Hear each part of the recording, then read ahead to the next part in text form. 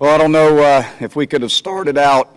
I can't talk very much. I've lost my voice, but I don't know if we could have had a better test in game one of the postseason. And we talked to our guys about this being a new season, that we were 0-0 coming into this weekend.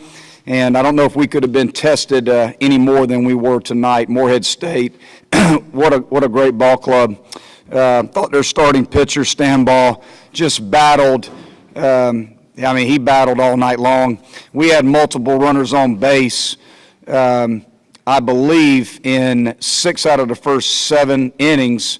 Well, I know we had 2 on in the first 3 innings, had a runner on in the 4th. Seth hit the home run in the 5th.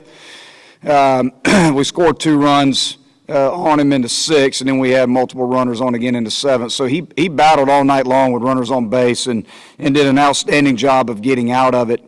And they gave us all that we could handle. I mean, obviously we were down early in the ball game on a tough play, but our guys, they stayed poised, which we talk a lot about with our program, with our guys. Stayed confident. Nobody was frustrated. By the 2 errors in the inning. It just happens.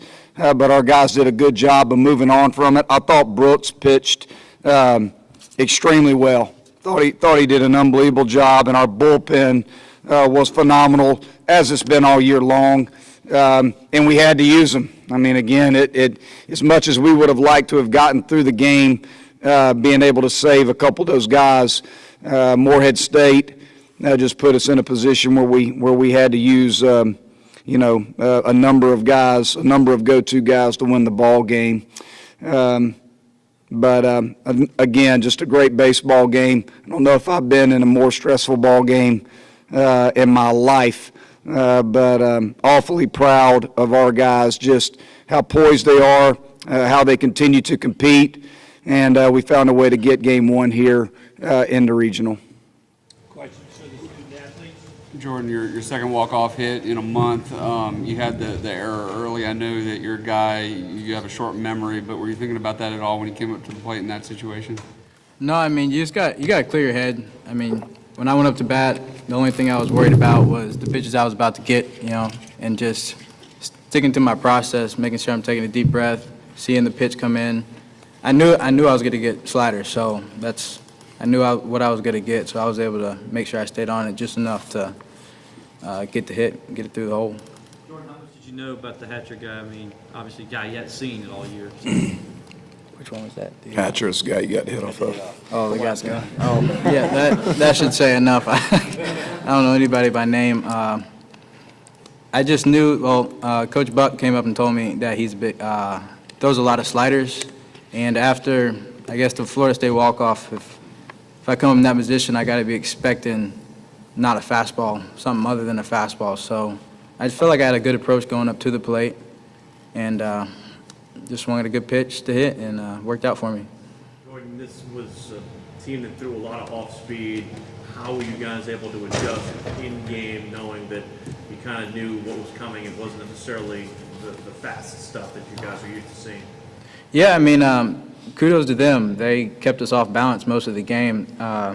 Starting pitcher, like I said, I forgot their names, but he had a really good changeup, and he was throwing it thigh high, and it dropped out of the zone for a lot of people. And got me, got a few others, but we were able to, after a few times through the lineup, regroup, readjust, go from a bat to bat, what happened last at bat, work off it, make those adjustments, and go up to the plate the next time in a better position to hit. So just a bat to bat, just adjusting. That's all it was.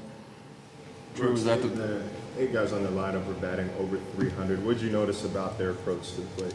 Yeah, I mean, they have a pretty aggressive approach. I mean, threw it around the strike zone. I knew they were going to put it in play just because of how their averages were. And it kind of went through my mind that 1 through 8 was batting over 300, so that kind of worried me just a little bit because, I'm a strike thrower. So that kind of worried me a little bit, but they're a pretty good team. I mean, they put the ball in play. I mean, they gave us a run for our money today.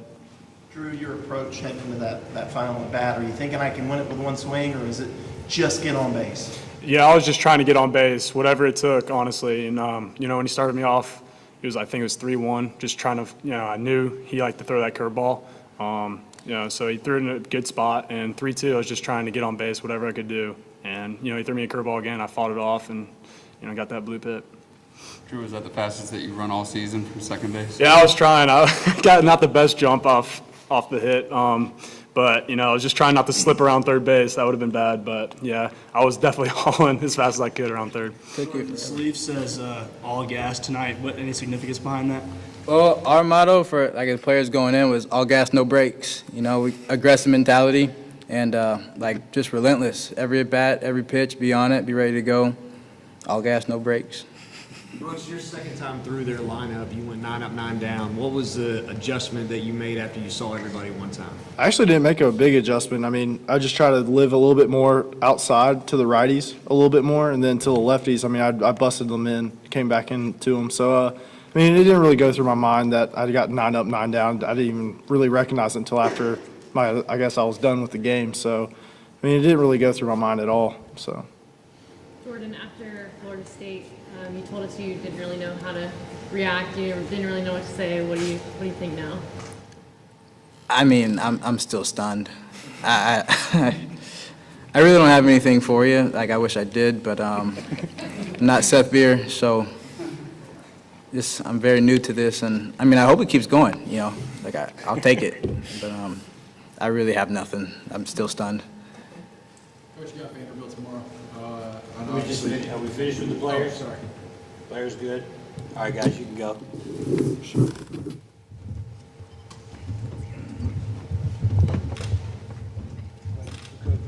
Go ahead, Brad. Obviously, you're a club that you're familiar with played them last year in the regional, and a club that pitches well and plays solid baseball all the way around. What do you know about what you guys are in for tomorrow?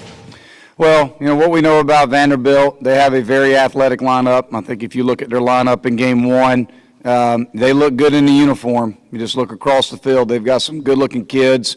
I know Tim does an unbelievable job of recruiting. They recruit high-level athletes, extremely quick twitch, fast, strong, very good defensive ball club, and they recruit power arms.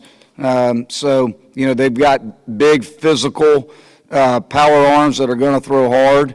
They're going to pitch off their fastball.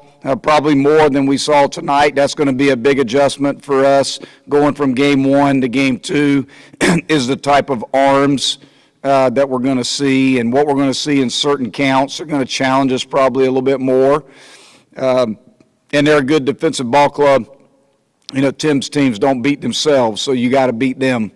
But I'll say this, the great thing about tonight's game and what we can take from tonight's game going into tomorrow, which is what I told our guys after the game, is we can't be tested any more than we were tested tonight. Our club's really been tested a lot this year. We've got 15 one-run games, wins. So, I mean, we've been tested all year long, and again, I think that going through what we went through tonight is only going to help us going into tomorrow when it comes to being ready to go, getting those first game jitters out of the way. I felt like we were a little bit out of whack early in the ball game, just trying to get our timing down. The toughest part, sorry, I don't have much of a voice left.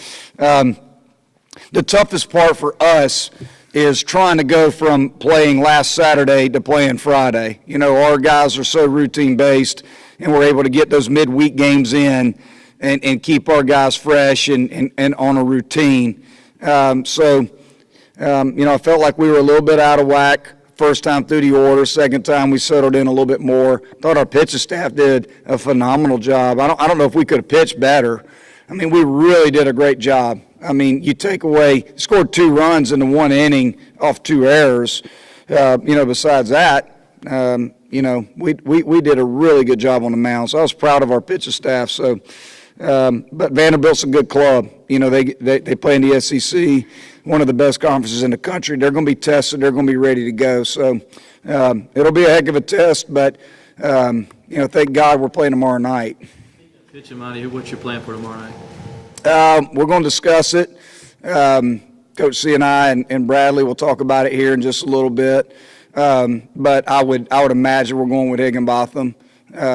We've been doing that all year long. So, but I'm going to talk to them before we announce, but that would be, probably what we'd wind up doing. As it got into the later innings, did the play at the plate where Hawkins got thrown out with beer on deck, did that enter your mind to think No, not at all. You can't. You got to understand something about baseball with runners in scoring position with 2 outs. You send runners. You got to send the runners. You can't focus on who's on deck whatsoever. That's why when runners get thrown out at the plate, they get thrown out with 2 outs because you send them 100% of the time. You force the defense to make a play, and I thought it was the right play. He had to make a good throw.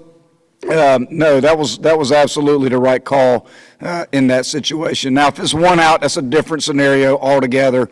When you've got a sac fly sitting at third, but with 2 outs, 100% of the time, you're going to send a runner. You're going to try to score a run. Speaking of Hawkins, you said the other day that you plan to use him against left-handed pitching. He came up big for you tonight. You plan to leave him in there regardless of whether you face a lefty or righty tomorrow? Well, Hawk does a good job against left-handed pitching. We felt like he had good at-bats against left-handed pitching in the ACC tournament. We really hadn't had an answer, so to speak, versus lefties in that spot all year. So we felt like, let's give this guy a crack. He's got some power, and he put together some good at-bats, I felt like. So we decided to go with him again. But, we're going to look at the matchup. We spend a lot of time looking at stats, split stats, righty and lefty. Obviously I'm going to consider it because he had a good night for us tonight. But we'll also look at some of our left-handed options if we're facing a right-hander. Can you talk about the job that Crawford did for you tonight and keeping you guys